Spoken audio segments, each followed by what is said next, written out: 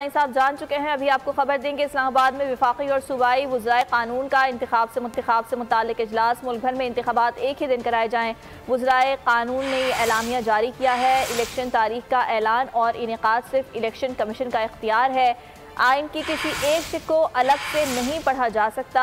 आइन का जायज़ा मजमूई तौर पर ही लिया जा सकता है।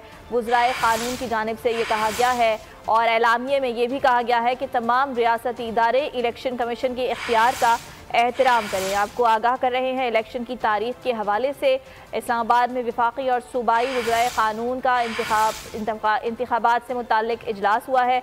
इस इजलास में मज़ीद क्या फ़ैसले किए गए हैं, ज़ुल्क़रनैन इक़बाल हमारे साथ मौजूद हैं, उनसे जानेंगे। जी बताइएगा ज़ुल्क़रनैन।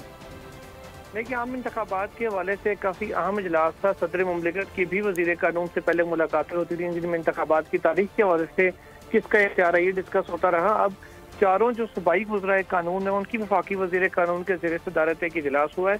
इसमें मुत्तफ़िका तौर पर यह कहा गया है कि आइन की किसी एक शिक यानी 48(5) जिसका इख्तियार सदर को है कि वो इंतखाबात की तारीख दे सकते हैं, उसको अकेले में अलोन नहीं पढ़ा जा सकता।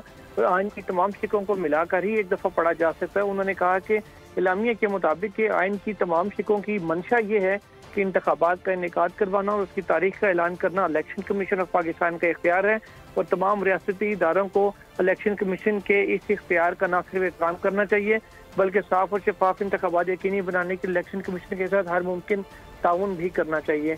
इस इजलास में इस बात पर भी जोर दिया गया और कि जो बरवक्त आम इंतखाबात हैं इनके जो जल्द अज जल्द इनेकाद कानून के मुताबिक वो यकीनी बनाया जाए और इलेक्शन कमीशन को इस हवाले से हर मुमकिन मुआवनत फराहम करने की जो अज़म है उसका इरादा भी किया गया है। ठीक है, इस बारे में अपडेट करने के लिए बहुत शुक्रिया आपका। चेयरमैन पीटीआई की तौशाखाना फैसले के खिलाफ अपील वापस लेने की दरख्वास्त पर समाअत हुई है। इस्लामाबाद हाई कोर्ट ने अपील वापस